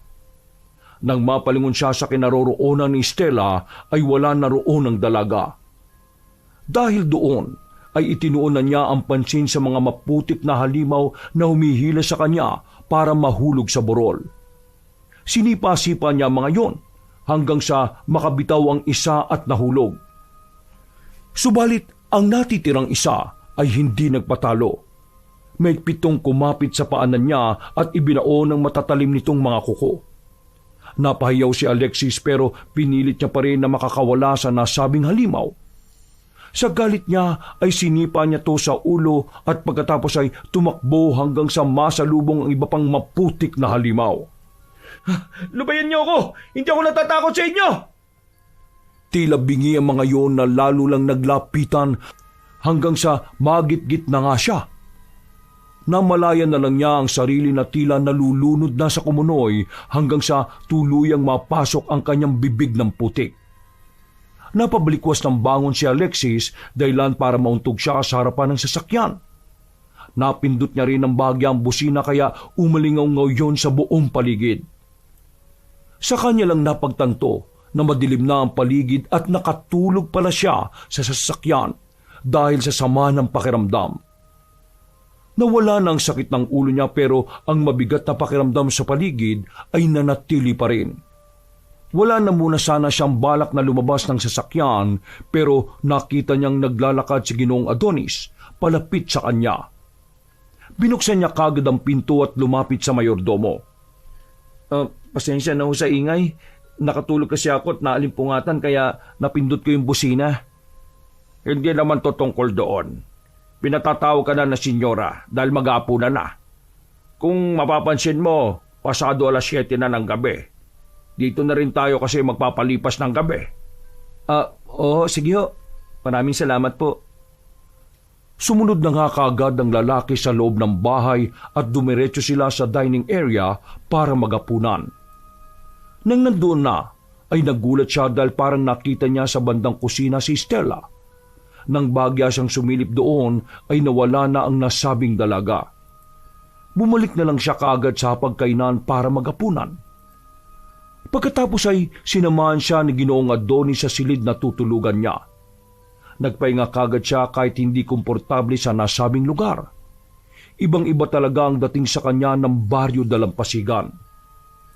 Mabilis na lumipas ang oras. Nagising siya eksakto 12:00 ng hating gabi. Dahil sa isang mahinang kaluskos. Narinig niya kasi mula sa bandang banyo na tila merong naliligo. Nung una hindi niya ito pinansin pero nang mapagtanto niyang wala nga pala siyang kasama sa silid ay muli siyang napamulagat. Biglang napabalikwas ng bangon ng tsuper at pag-alis sa kama maraan siyang naglakad sa nakabukas na pinto ng kanyang silid at dahan-dahan ding dumungaw sa banyo. May tao ba dyan?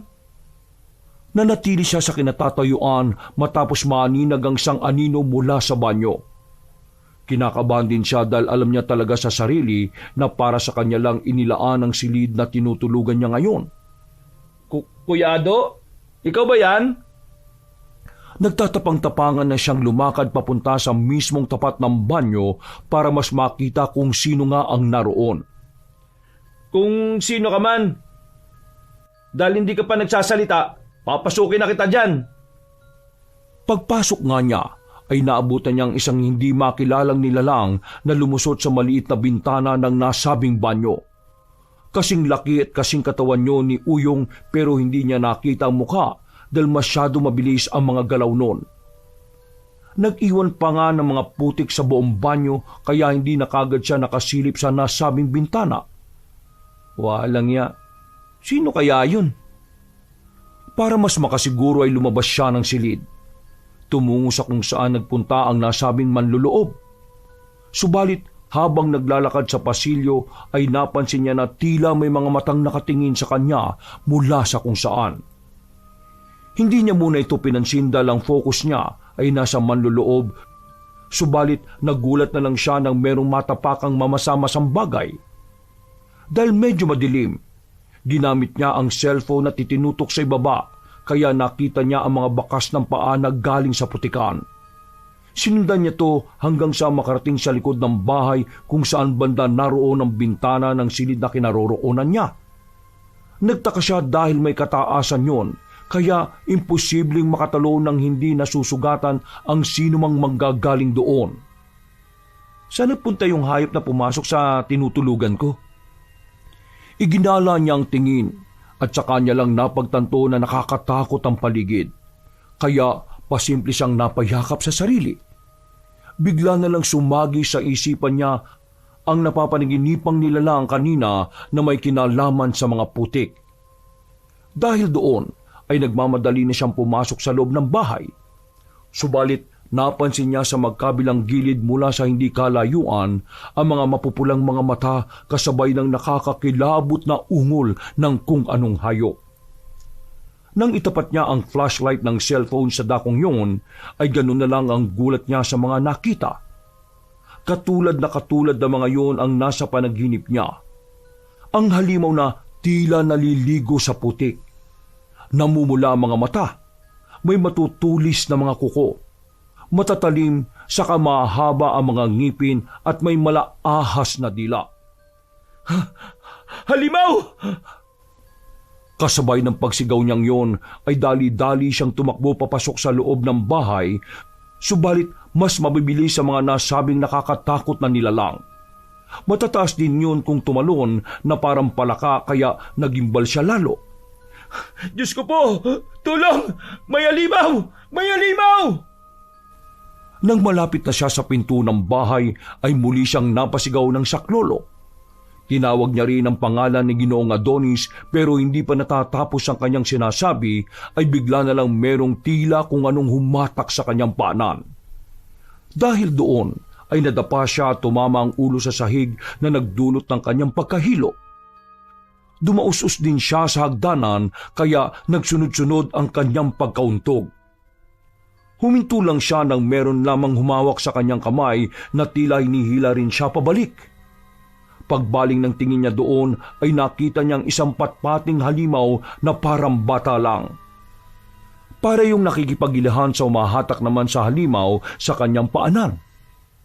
Nang mapabaling siya sa bandang likod ay nakita niya pa kung paano magalit at umangil ang maputik na halimaw na humahatak sa kanya. Dinuraan yun ng batang halimaw kaya natanggal ang pagkakakapit sa kanyang paanan. May luylo pa rin siyang inahatak pabalik sa pinto kaya hindi na niya nagawang umalma sa batang halimaw. Nakakarinig lang siya ng mahinang tinig pero hindi niya masyadong marinig kahit pa nabobosesan niya yon. Bumangon ka! Bumangon ka at bumalik sa loob ng kwarto mo! Delikado rito at huwag kang lalabas!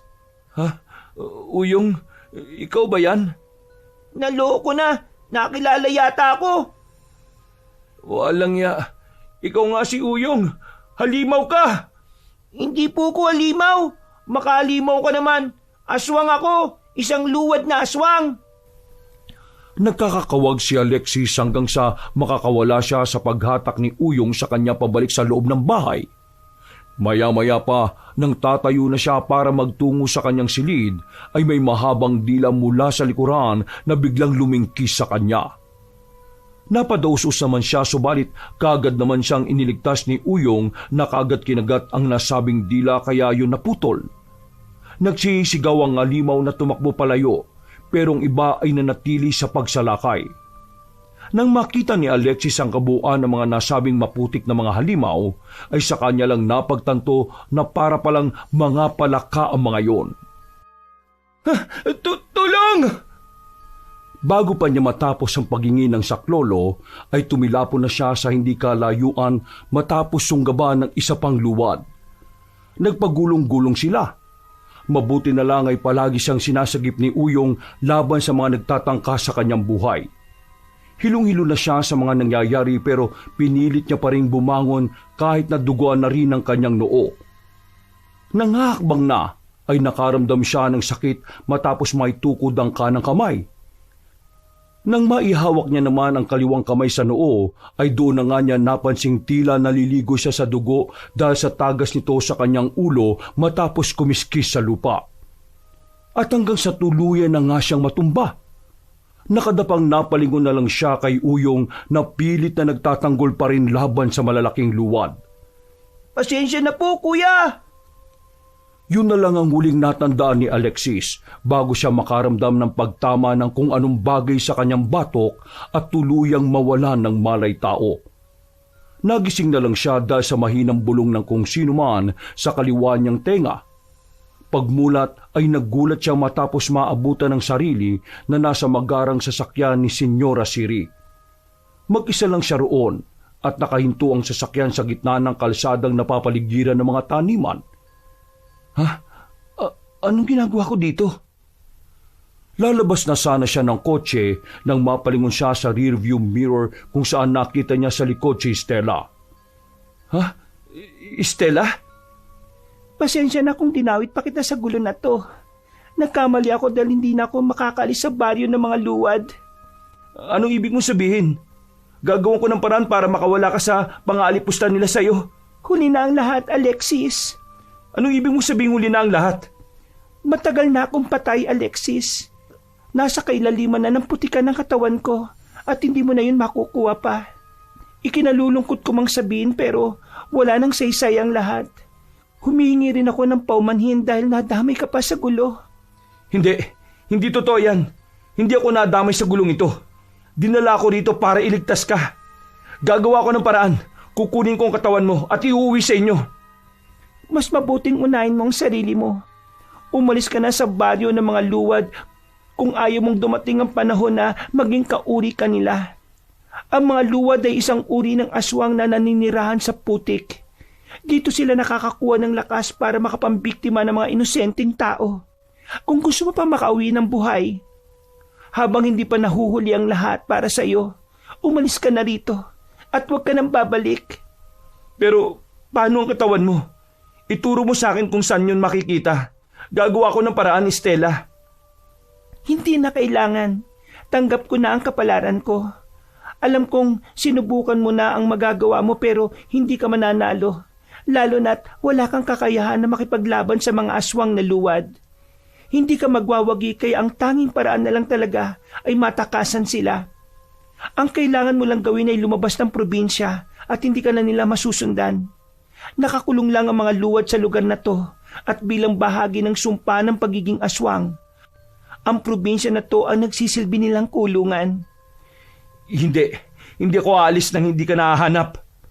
Huwag mo nang ipagpilitan ng sarili mo. Umuwi ka na sa inyo habang may oras ka pa.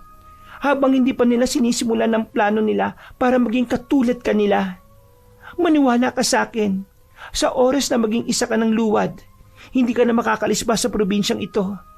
Ito na rin ang magiging kulungan mo katulad nila. Bumangon ka na at dumilat. Stella, teka lang! Huwag ka munang umalis! Teka lang! Isang malakas na kulog ang dumagundong at sa isang iglap ay biglang nagliwanag ang buong paligid. Pagdilat ng mga mata ay nasa pagamutan na si Alexis pero wala siyang ideya kung paano napunta roon.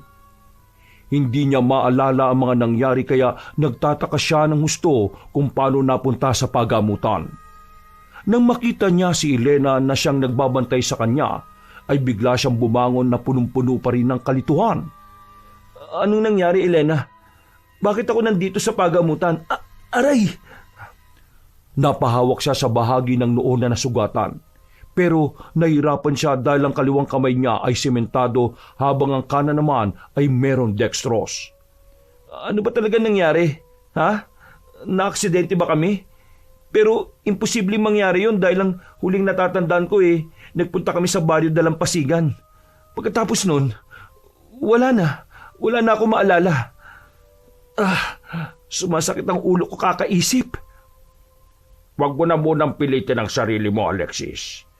Dahil hindi raw makakabuti yan sa'yo, sabi ng doktor. Ha? Kuya Ado? Kausap ko ang doktor na tumingin sa'yo. Pangatlong araw mo na rito sa pagamutan pero ang sabi ng doktor, pwede ka nang lumabas bukas. Inaayos ko lang ang mga babayarin dito sa ospital. At pagkatapos ay pwede na tayong umuwi sa mansyon. Ano bang totoong nangyari? Wala ka talaga matandaan? Wala ho talaga eh. Ang huli kong natatandaan ginising mo ako sa kotse at mag-aapunan tayo. Pagkatapos nun, wala na talaga. Burado na ang lahat.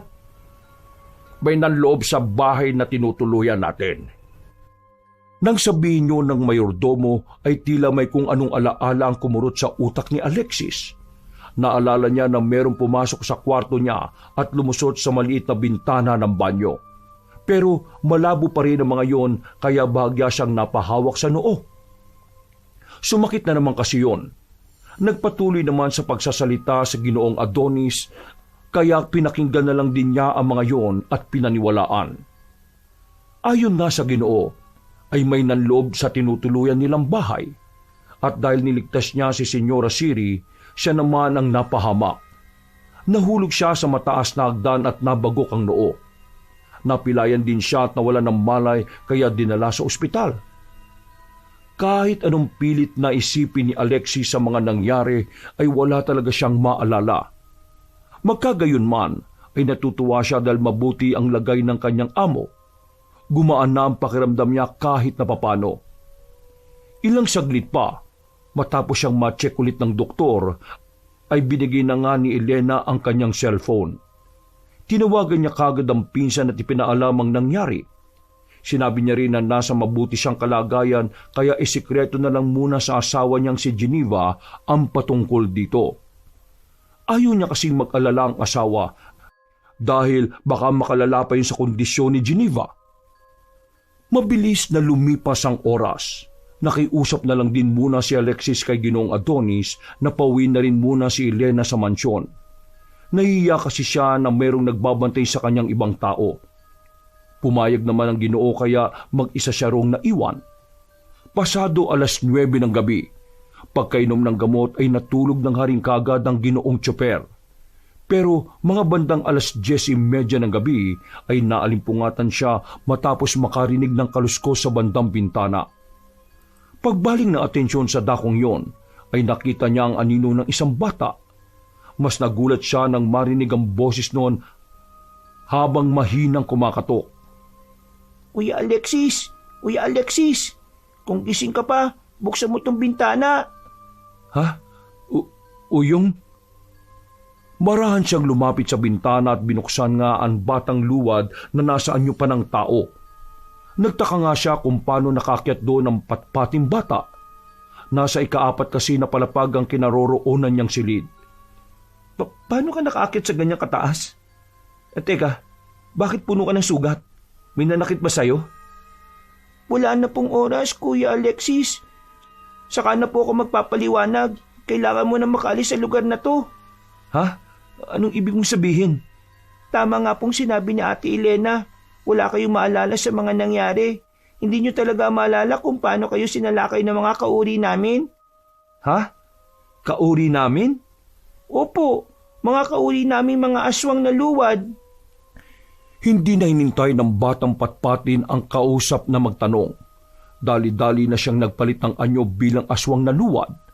At gano'n na nga lang ang gulat ni Alexis nang makita ang tila maputik na halimaw. Sisigaw sana siya pero kagad tinakpan ng batang luwad ang kanyang bibig saka ulit nagpaliwanag. Ako po nagligtas sa inyo laban sa mga kauri ko. Makinig po kayo mabuti. Nahanap ko na ang bangkay ni Ate Estela na matagal nang nawawala at nakabaon sa putikan. Dalhin niyo po yun sa pagtakas niyo. Sasamahan ko kayo hanggang sa dulo ng probinsya para masigurong ligtas kayo. Magiging katulong din po natin si Ate Elena. Magmadali na po kayo.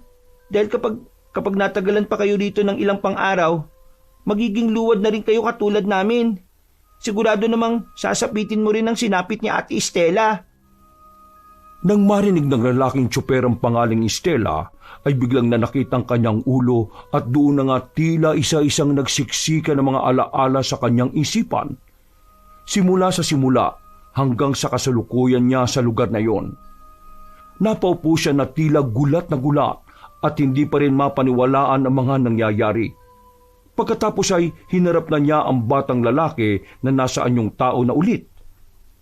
Paano ko makakatakas sa lugar na ito nang hindi napapansin ng mga luwad? Makinig lang po kayo at sumunod sa sasabihin ko. Unti-unti na nga ulit nagpalit ng anyo si Uyong bilang aswang na luwad. At pagkatapos ay ibinukan niya ang malaking bibig na parang sa palaka. Saka humarap kay Alexis.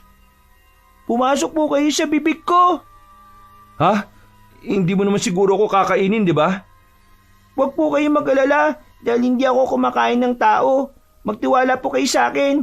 Itatago ko lang po kayo sa bibig ko hanggang sa makahanap tayo ng ligtas na lugar. Wala na nga napagpilian si Alexis.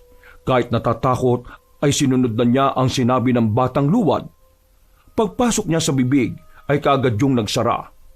Naramdaman na lang niya na umuuga-uga na ang paligid hanggang sa umiinit na ang kanyang pakiramdam. Hindi siya naging komportable dahil bukod sa natatakot ay nanlalakit din ang buo niyang katawan. At makalipas ang higit 15 minuto, bigla na lang siyang iniluwa ni Uyong. Nakahinga kagad siya ng maluwag at napangiti, subalit napawi rin yun nang makita niya sa harapan ng iba pang aswang na luwad. Pasensya na, Kuya Alexis. Natunugan nila tayo. Pasaway ka talagang bata ka, Uyong. Hindi ka na natuto. Palagi mo na lang inililigtas sa mga tao. Kung di ka lang talaga anak ni Igme, matagal na kitang pinatay. Huwag niyong idamay dito si Uyong. Mga walang ya kayo. Mga mamamatay tao kayo. Susunugin sa impyerno mga kaluluwa niyo. Sa tingin mo natatakot ako sa impyerno? Magagalak pa ako dahil yun ang tamang lugar sa mga katulad namin. Tumilapon sa malayo matandang luwad matapos sunggaban ni Elena na nasa anyo na ring aswang. Sinamantala naman yun ni Uyong dahil hinatak niya si Alexis gamit ang dila. Tangan na rin nila ang sako na naglalaman ng buto ni Stella. Sinikap nga ng batang luwad na madala si Alexis sa ligtas na lugar, subalit dahil sa dami ng mga humahabol sa kanila ay nagpaiwan na lang siya. Kuya Alexis, diretsyon niyo lang po yung gubat at magiging ligtas na kayo. Hayaan niyo na po ako mag-isa. Wala pong mangyayari masama sa akin. Salamat, Uyong. Mag-ingat kayo ni Elena. Kayo rin po. Sinalubong na nga ng batang luwad ng mga humahabol at wala namang inaksayang oras ang ginoong tsuper. Tumakbo siya ng tumakbo hanggang sa mapatpad sa isang maliit na baryo. Nung una ay natatakot pa siya dahil sa pag-aakalang kabilang din ang baryong yon sa mga angkan ng luwad. Subalit nakahinga siya ng maluwag nang masiguro na hindi yung katulad ni na Senyora Siri. Wala kasi silang nakitang malawak na putikan na siyang ginagamit ng mga luwad bilang pangunahing pagkukunang ng lakas o enerhiya. Ikinuwento niya sa punong baryo na si Ginoong Celio ang nangyari at kinumpirma nga noon na totoo ang luwad at laganap nga sa kanilang probinsya. Ayon pa kay Ginoong Celio, ligtas ang kanilang lugar dahil merong pangontra laban sa iba't ibang uri ng aswang. Sa awa ng Diyos, kinaumagahan ay hinatid na nga si Alexis ng jeep hanggang sa tuluyan na siyang makalabas ng nasabing probinsya at naiuwi niya ang bangkay ni Stella. Malungkot man dahil nag-aalala siya sa mga naiwang tumulong sa kanya, pero magandang resulta na rin kahit papaano dahil nabigyan niya ng maayos na libing ang bangkay ni Stella. Wakas!